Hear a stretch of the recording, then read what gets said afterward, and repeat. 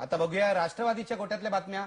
आजचा दिवस खरं तर राष्ट्रवादीचाच म्हणायला हवा, कारण मुख्यमंत्र्यांचं नाव घोषित झाल्यावर खऱ्या हालचाली झाल्या त्या राष्ट्रवादीच्याच गोटामध्ये। आपण घेऊया राष्ट्रवादीच्या बातम्या। राष्ट्रवादी काँग्रेसच्या राजकारणानं आज एक नवं वळण घेतलंय। शरद पवारांचे पुतणे अजित पवार हे राष्ट्रवादी काँग्रेसचे राज्यातले नेते बनले आहेत। त्यांची आज उपमुख्यमंत्रीपदी निवड झाली आहे, पण राष्ट्रवादी काँग्रेसमध्ये आता नाराज आणि अस्वस्थांची एक नवी फळी उभी राहणार आहे हे नक्की।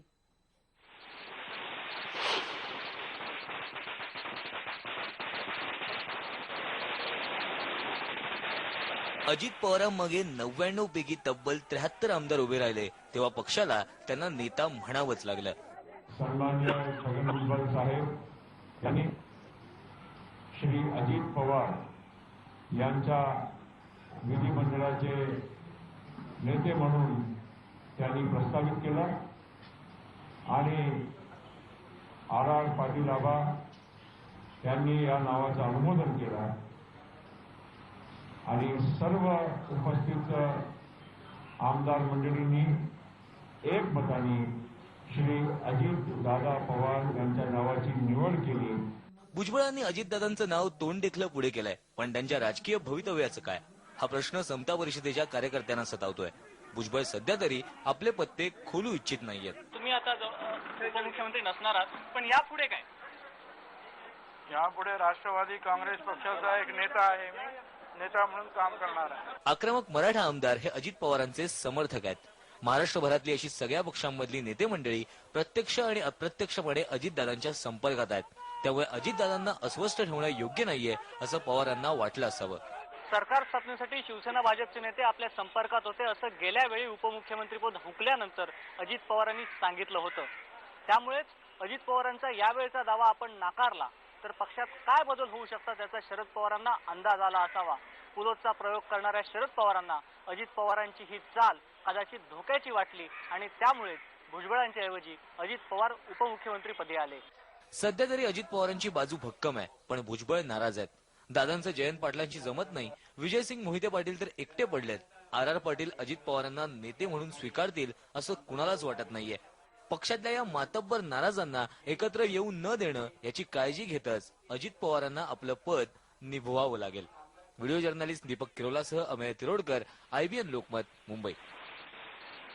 आणि उपमुख्यमंत्री म्हणून घोषणा झाल्यावर अजित पवारांनी पहिली बातचीत केली ते IBN लोकमतची। IBN लोकमतचा रिपोर्टर अमेय तिरोडकरनं ही बातचीत केली आहे, ऐकूया। राष्ट्रवादीच्या विधिमंडळ पक्षाच्या नेतेपदी निवड झालेले अजित पवार आपल्या सोबत आहेत। आपण त्यांना काही प्रश्न विचारूया। आता पहिला प्रश्न, ऊर्जा आणि जलसंपदा ही दोन खाती आता तुमच्याकडे आहेत, ही खाती ठेवूनच उपमुख्यमंत्रीपद सांभाळणं त्याच्याबद्दलचा संपूर्ण निर्णय आमच्या दिल्लीमध्ये वरिष्ठांशी बोलूनच त्या ठिकाणी केला जाईल।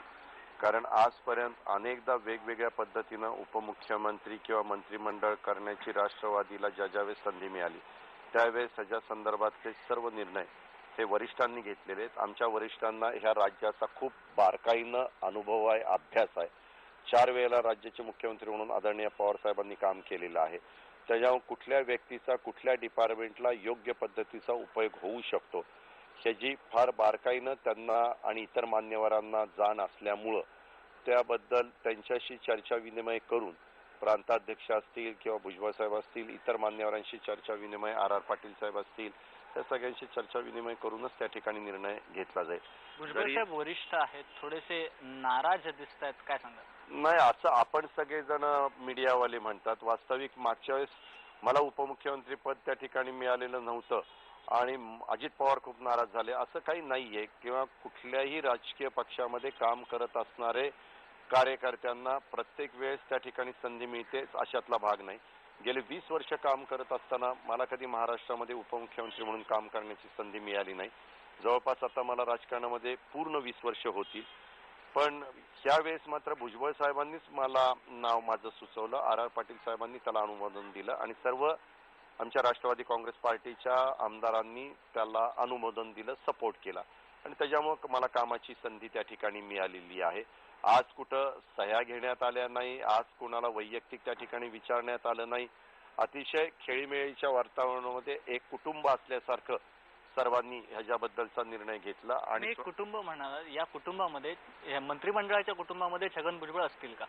मी सांगितलं ना, ह्याच्याबद्दलचा पूर्ण संपूर्ण निर्णय हे आमचे वरिष्ठ नेते मंडळी त्या ठिकाणी घेतात आणि हा वरिष्ठ नेते निर्णय घेत असताना त्याच्याबद्दल भुजबळ साहेब, पिचड साहेब ह्या सगळ्यांशी चर्चा विनिमय करूनच पुढच्या गोष्टी त्या ठिकाणी ठरवल्या जातात. अत्यंत आक्रमकपणे कार्यकर्त्यांसोबत तुम्ही नेहमी उभे राहता असं म्हटलं जातं.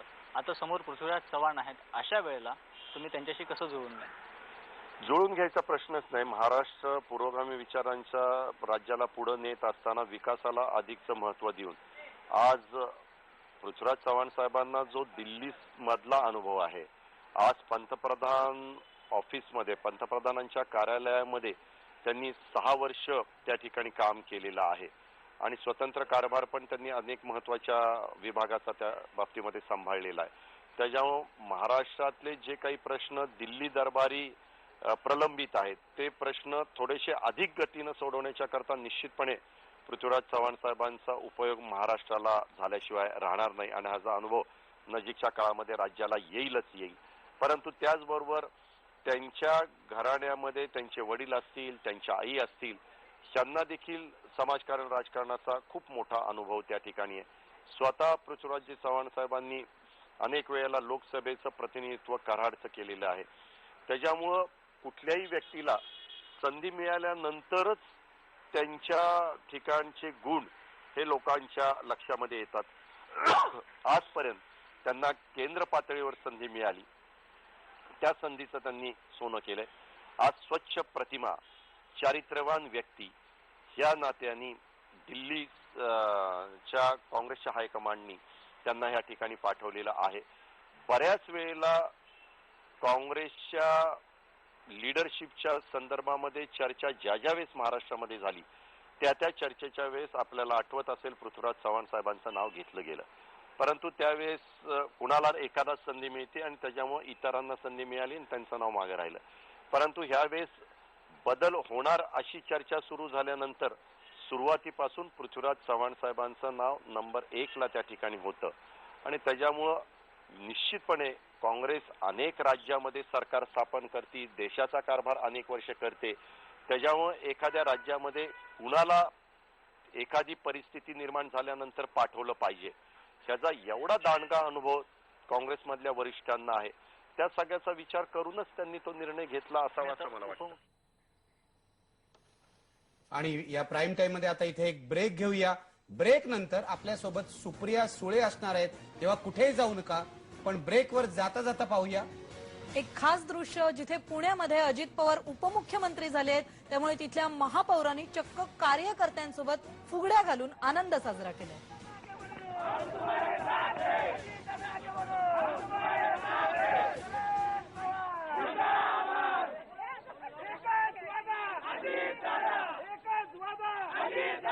एकच वादा